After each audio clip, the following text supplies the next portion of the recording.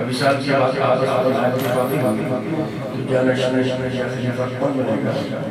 تو محبوب الہی اتفاق سے آئے تو انہوں نے کہا کہ اس کا فیصلہ محبوب الہی کرے گا۔ تو انہوں نے جو لوگ وہاں تھے ان سے کہا کہ آپ اپنے کبھی صافے یہاں پہ دے دیں اور اس میں سے جس کا صافہ رنگ دیا جائے گا وہ جانشین ہوگا۔ تو اس کے بعد آپ نے سب کے نشاندہی کری کہ ان صافوں کو مزار سے نکل۔ صبح جب آستانہ کھولا تو ایک جس کا یلو کلر کا ہو گیا تو اس کو جانشین بنا دیا گیا۔ پھر اس محبوب پاک میں یہ کرا کہ پکڑی پیس کر کے اپنے ہاتھ سے سب کو بانٹا۔ اس لیے جو وہ دیوان عبادت ہونے تھے وہ ہر سال سب کو مزا کرتا ہے جو آج تک چلے آتے ہیں۔ یہ تبرک حضرت محبوب الہی کا ہے۔ کوڑیوں کا زمانے میں بتائیں تو آج کوڑی بتائی جاتی ہے۔ کمالی کے رسل میں حضرت محبوب الہی اور محبوب الہی اتنے ان کے ماننے والے تھے کہ اتفاق ناؤ میں اٹھ کے جا رہے تھے کہیں ادار بنا کے گئے ہوں۔ تو انہوں نے اپنے حضرت سے کہا ہے اپنا ادار بنا کیسے بتا کرتا۔ تو صوفی لوگ اس کا مقصد سمجھ گیا کہ شادی نہیں کرنی تو ہم پر شادی نہیں کرنی۔ سبحان اللہ، کیا بات! اپنا تصور ہے جو جس کے طریقے سے سمجھ بیٹھے۔ تو یہ خواجہ نظام الدین اولیاء محبوب الہی کا تعلق شکر اور اس کے بعد خلافت بھی آپ کو ملی تو ہم جانشینی اس کو ملی۔ ثابت بات کا یہ ہے کہ آپ کے بھنجے تھے خلافت کو دی گئی، اس میں کچھ مختلف لوگوں کے الگ الگ واقعات ہیں کہ جب ثابت بات کی والدہ نے کہا کہ میرے بچے کو بھی خلافت دے دو تو انہوں نے ان کو خلافت تو دی لیکن ان سے کہا کہ اس کا سائن کرا دے میں حضرت جمال الدین ہاشمی رحمۃ اللہ۔ تو انہوں نے جب پڑھا تو اس کو ہڑ دیا، لیکن پھر وہ کہتے ہیں جلال میں آئے تو انگلی دکھائی اس کو روشن کر دیا، وہ واقعات ہیں۔ تو یہ سب اولیاء کرام کے جو مسئلے ہیں ضروری نہیں ہے کہ وہی لکھ کے دے دیتے، اس کی تصدیق بھی کسی ایسے بزرگ سے کراتے ہیں جو ان کا خاص ہو۔ اب یہ شروع ہونے والا ہے حضرت محبوب الہی کا عرس 24 دسمبر سے 28 دسمبر تک ہوگا۔ کافی لوگ آئیں گے اس لیے میں جلدی بھاگ رہا ہوں کہ وہاں بھی ہوتے ہیں۔ تو خواجہ نظام الدین اولیاء رحمۃ اللہ علیہ کا تعلق تو بدائم شریف سے تھا، ان کی پیدائش بدائم شریف میں تھی۔ آپ کی عمر چھوٹی تھی تو آپ کے والدہ ان کو دہلی میں لے کے آ گئے اور حضرت بابا فرید الدین گنجی شکر رحمۃ اللہ علیہ کے جو بھائی تھے خواجہ رفیع الدین صاحب، ان کا مزار دہلی میں، ان سے تعلیم حاصل کی۔ تعلیم حاصل کرنے کے بعد بھی ایک وقت آیا دستار بندی، تو بڑے بڑے رئیسوں کے لوگ پڑھتے تھے، ان کے پاس تو اتنا بھی نہیں تھا کہ دستار بندی کے لیے خرید کے بازار سے لے جائے۔ ان کی والدہ نے خود اس کو دستار بندی کو اپنے ہاتھ سے کھاتا جب دیا تو وہاں محفلوں میں جو لوگ موجود تھے انہوں نے فرمایا کہ ایک وقت آئے گا یہ بہت بڑا محبوب ہے۔ تو یہ مسائل اولیاء کرام کے بچپنے سے نظر آ جاتے ہیں اور بچپنے سے دیکھنے کو مل جاتا ہے۔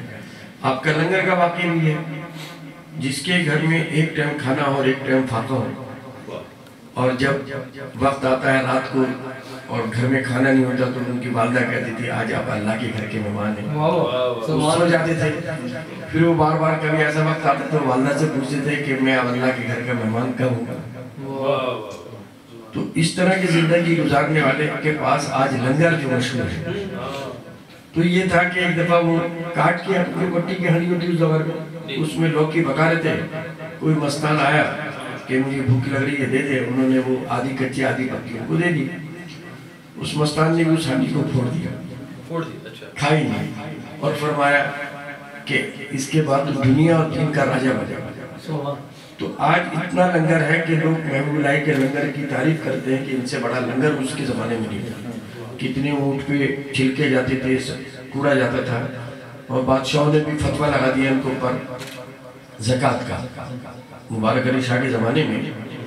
تو وہاں جو آج کل دیوبند ہے اس زمانے بھی ایسے ہوتے ہوں گے، انہوں نے کہا کہ اتنا لنگر کرتے ہیں زکوٰۃ کیوں نہیں دیتے؟ جب معلوم ہوا زکوٰۃ کیوں نہیں دیتے تو بادشاہ نے طلب کر لیا، دین کا معاملات تھے تو آپ کو طلب کیا گیا۔ جب آپ وہاں گئے تو مریدان رونے لگے کہ آپ نہ جائیں، کیا پتہ آپ بادشاہ آپ کے ساتھ کیا بدتمیزی کرے، ہم جائیں گے۔ وہ کہنے نہیں، جس سے سوال کیا ہے وہی جا کے اس کا جواب دیا۔ جب وہاں پہنچے قاضی اس وقت کا تھا ان کا، تو ان سے سوال کیا بادشاہ نے کہ بتاؤ تم نے کیا سوال پوچھا ہے؟ کہنے حضرت ان کا اتنا لنگر کرتا ہے یہ زکوٰۃ نہیں دیتا. تو کہنے ٹھیک ہے میں زکوٰۃ نہیں دیتا, لنگر بہت ہوتا ہے. تو پھر کہنے تو قاضی سے کہتے ہیں تو صرف شریعت کا معاملہ ہی جانتا ہے, 100 روپے پہ 18 روپے نکالے. تو طریقت کا اور صوفیوں کا معاملہ ہی نہیں جانتا کہ جتنا آتا ہے خرچ کر دیتے ہیں. اور بلکہ ہم ایسے صوفی ہیں کہ اگر ہم رات کو روک لیں تو ہمیں نیند نہیں آتی کہ اللہ کی دی ہوئی نعمت کو ہم نے روکا ہے. سبحان اللہ سبحان اللہ. یہ ایسے وجہ اکرام جو آج لاکھوں لوگ جا رہے ہیں, ہزاروں لوگ جا رہے ہیں, کچھ تو وجہ ہے. تو یہ ایک دروازے پہ لکھا ہے تیرے در کی گدائی بھی کیا گدائی ہے کہ غلامی کی غلامی ہے اور شہنشاہی کی ہے. واہ واہ سبحان اللہ. تو ہم یہاں اپنے آپ کو کہیں کہ ہم سجادہ نشین ہے, گدی نشین ہے, وہاں کا تو غلام بھی شہنشاہ. ان چیزوں سے کوئی فرق نہیں پڑتا کہ میں سجادہ ہوں, گدی نشین ہوں, دیوان ہوں, متولی ہوں. تو وہاں تو انہوں نے کہہ دیا اس در کی گدائی بھی کیا گدائی ہے کہ غلامی کی غلامی ہے اور شہنشاہی کی شہنشاہی. غلام تو بن کے دیکھو تو شہنشاہ کہلاؤ.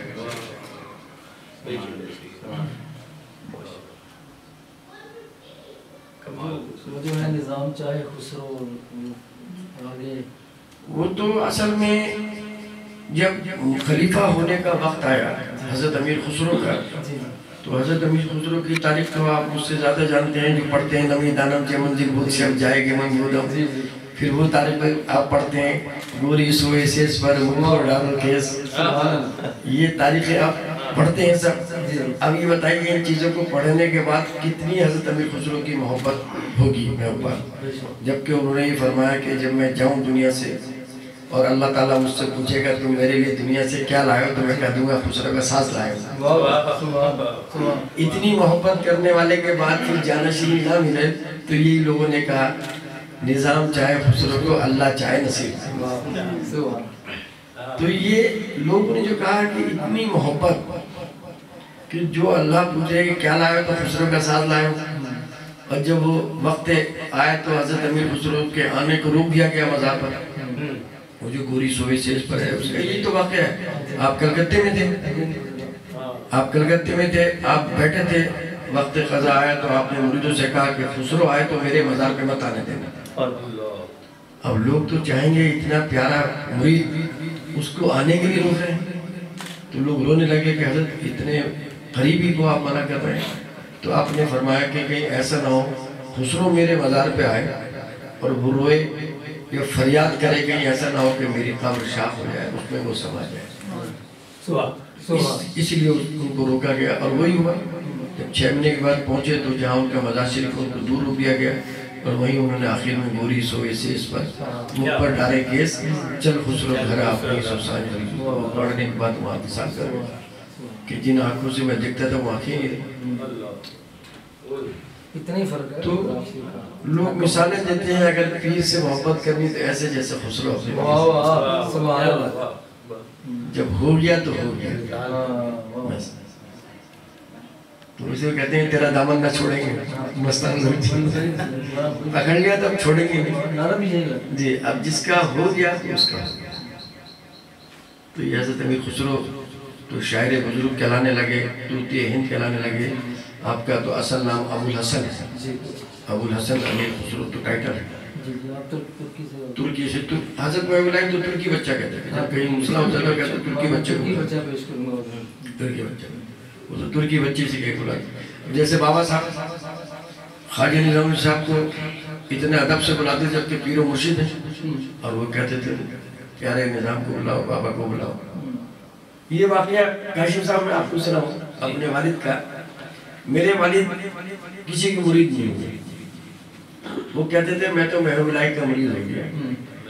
تو لوگوں نے کہا کہ ظاہری طور سے آپ کو ہونا ہے. تو انہیں ٹھیک ہے جب محبوب اللہ مجھے فرمائیں گے تو تو کچھ عرصے کے بعد سال 6 مہینے کے بعد اٹھے کہنے کے نظام پاکستان کا ویزا لے. میں نے لے لیتا ہوں, یہ 81-82 کی بات ہے. تو ہم نے ویزا لے لیا, پاکستان آئے, خانیوال اترے, خانیوال سے قطب پور گئے. قطب پور میں ٹھیلے والا جو بیٹھ ٹھیلے ہوتے ہیں کھیتوں میں, وہ کھڑا کہہ رہے ہیں کہ پیر صاحب آپ اتنی دیر سے کیا ہے. میں تو بہت دیر سے کھڑا ہوں, میں بھی اس کی صورت دیکھ رہا ہوں, اپنے باپ کو دیکھ رہا ہوں. پھر وہاں سے ہم جو گئے, یہ میسی جگہ ہے, میلسی اس میں خواجہ قطب الدین صاحب توسیع شریف سے تعلق ہے، تو وہ ٹہل رہے ہیں اپنے گھر میں، کہہ رہے ہیں بھائی کیا بات ہے کہاں دیر کر دی، جلدی بیٹھو پہلے مرید ہو اس کے بعد بات کریں گے۔ تمہیں تعجب رہ گیا کہ یہ کیا چیز ہے کہ وہ محبوب پاک پہ بھروسہ کر رہا ہے کہ وہاں سے ہوگے تو جاؤں گا، اور وہاں محبوب پاک فرما رہا ہے کہ دیکھ آ رہا ہے تیرے پاس۔ پھر اس کے بعد میں نے دیکھا مرید ہو گیا، رات کو سوئے، صبح اٹھے تو ہم لوگ جانے لگے وہ پیر کا تو ادب کرنے، کہنے چھوڑ پیر کو یار، تو مرید ہو گیا میں پیر ہو گیا، اب تو اس دربار سے آیا ہے ہیڈ آفس سے، میرا کام ہے تیری خدمت کرنا، کہنے میں گاڑی نکالوں گا، انہوں نے خود گاڑی چلائی تو ہم کو ملتان چھوڑ گیا۔ وہ پیر مرید تو بنا لیا لیکن نسبت رکھی انہیں دربار سے۔ تو یہ چیزیں ہیں، یہ نسبت تھا، یہ ادب ہے، یہ ادب ہے، وہ حکم تھا، یہ ادب ہے۔ تو ایسی میں 2 دفعہ آیا بغیر ویزے کے گیا، اور میں ان کی مزار شریف پہ محبوب پاک کی چادر ہمیشہ پیش کر جاتا۔ اس دفعہ ویزا نہیں ملا تو میں نے کراچی میں کوشش کی، تو پھر میں نے کراچی میں اپنے ماموں کے مزار پہ چڑھا دیا۔ تو یہ ان کے وہاں محبوب عالم صاحب ہے، کوئی میرے فیس بک پہ بھی ہے، اکثر وہ مجھ سے الٹا کہتے ہیں دعا کرنا نہیں، آپ دعا کریں۔ میں کہتا ہوں تو میرے پیر کی اولاد دعا کرو گے نہیں، آپ دعا کریں۔ اللہ کے دوست کو ولی کہتے ہیں، جمع کا سیغہ اولیاء کیوں کہا ہے؟ دیکھیے اللہ کے دوست کو ولی کہنا، یہاں جمع کا سیغہ ہے نا جی، تو ان کو سلطان المشاہد کہہ دیا، جمع کا سیغہ ہو گیا کہ سلطان مشاہد، مشاہد ہو گئے سلطان، جب وہاں جمع ہو گیا تو ولیوں کا جمع ہو گیا نا ولی، بس جو مشاہدوں کے راجہ بن جائیں تو ولیوں کا بھی راجہ بن سکتا ہے اولیاء اللہ۔ تو بہت سارے لوگ علاؤالدین خلجی کے حوالے سے علاؤالدین خلجی کا زمانہ جب تھا تو وہ مسجد تعمیر کرانا چاہتے تھے جو اس وقت موجود ہے، تو حضرت محبوب الہی نے منع کر دیا کہ میں کسی بادشاہ کی کوئی چیز استعمال نہیں کرنا چاہتا، اور وہ بہت عاشق تھا۔ ایسا نہیں ہے کہ بادشاہوں میں بہت سارے بادشاہ عاشق تھے اور بہت سارے دشمنی رکھتے تھے، تو علاؤالدین خلجی کی مسجد تعمیر نہیں ہوئی زمانے میں آپ نے بہت کوشش کی کہ میں وہاں پر آپ کا مزار شریف بنا دوں، اس جگہ مقرر کر دوں، لیکن آپ نے اس جگہ کو منع کرا۔ پھر اس کے بعد جب علاؤالدین خلجی گزر گیا تو اس کے بیٹے نے اس مسجد کی تعمیر کرائی، اور آپ کی وفات کے بعد عاشق بہت تھے محبوب الہی، اور ان سے اکثر کہتے تھے تم ایک دروازے سے آؤ گے میں دوسرے دروازے سے نکل گیا، کہ میں کسی بادشاہ سے نہیں ملتا، اور انہیں حضرت امیر خسرو کو بہت لالچ بھی دیا، تو دیکھا میں پیر کی بات کو ٹھکرا نہیں سکتا، میں جو ہے سچ کہوں۔ تو یہ تو خلجی کا اتنا تھا شوق ملنے کا، تو نہیں مل پایا۔ اسی طرح یہ تغلق جو تھا وہ آپ کا بہت بڑا دشمن تھا۔ جب تغلق حکومت تھی تو حضرت محبوب الہی کے ایک تالاب بن رہا تھا جس کو ہم باولی بھی کہہ دیتے ہیں اور چشمہ شاہی بھی کہہ دیتے ہیں، جو پیچھے جب وہ تعمیر ہو رہا تھا تو مزدور وہاں کام کرتے تھے رات کو، اور دن میں قلعہ بناتے تھے، تو بادشاہ مخالفت کرتا تھا۔ جب پتہ چلا کہ دن میں کام کرتے ہیں رات کو ہوتے ہیں تو آپ نے تیل بند کر دیا، تو بادشاہ نے جب تیل بند کر دیا تو اب کام کیسے ہو؟ تو حضرت محبوب الہی اس زمانے میں کیچڑ نکل آئی تھی، تو خواجہ نصیر الدین سے بلایا کہ جاؤ جو بھی نکلا ہے اسے تسلے میں لے کے جلاؤ۔ انہوں نے جلایا، پیر کا حکم تھا وہ جل گیا، تو ان کا نام نصیر الدین روشن چراغ رکھ دیا۔ آج واضح ہوا آج انہی کا روشن چراغ، خواجہ نصیر الدین روشن چراغ دہلی، اس علاقے کا نام بھی چراغ دہلی ہے۔ نصیر کا نام ہے، روشن چراغ دہلی، روشن چراغ دہلی لوگ جیسے امیر خسرو کہتے ہیں ہم تو ابو الحسن، تو روشن چراغ دہلی نام رکھ دیا کہ اس کے بعد بھی اس سے برداشت نہیں ہوا، تو اس نے حکم دیا کہ ہنوز دلی چھوڑ دو، میں آ رہا ہوں۔ تو حضرت محبوب الہی نے اس وقت فرمایا تھا ہنوز دلی درست، وہاں کا واقعہ جب اس نے حکم دیا دلی چھوڑ دو، میں کلکتے سے کہاں باہر تھا آ رہا ہوں اور آپ کو قتل کر دوں۔ وہ تغلق آباد پہنچ گیا، حضرت امیر خسرو بھی رونے لگے، ان کے اور تمام جتنے مریدان تھے رونے لگے، حضرت وہ تو آ جائے گا، آپ دوسرے دروازے سے نکل جائے۔ اس وقت انہوں نے کہا تو ہنوز دلی درست۔ جب وہ گھوڑے پہ سوار ہوا تو اس کا جو وزیر تھا غلام محمد، اس نے آپ کا سر مقلم کر دیا، حکومت سنبھال لی، تو وہ آ نہیں سکتا۔ تو ولیوں کا کہنا ہے کہ ہنوز دلی درست، دلی بہت دور ہے، تو یہ سب واقعات ہیں کتابوں میں اس طرح لکھے ہوئے، لیکن تفسیر ذرا کئی جگہ کم ہوتی ہے، کئی جگہ زیادہ ہوتی ہے. پھنسی ہوگی. جو مقصد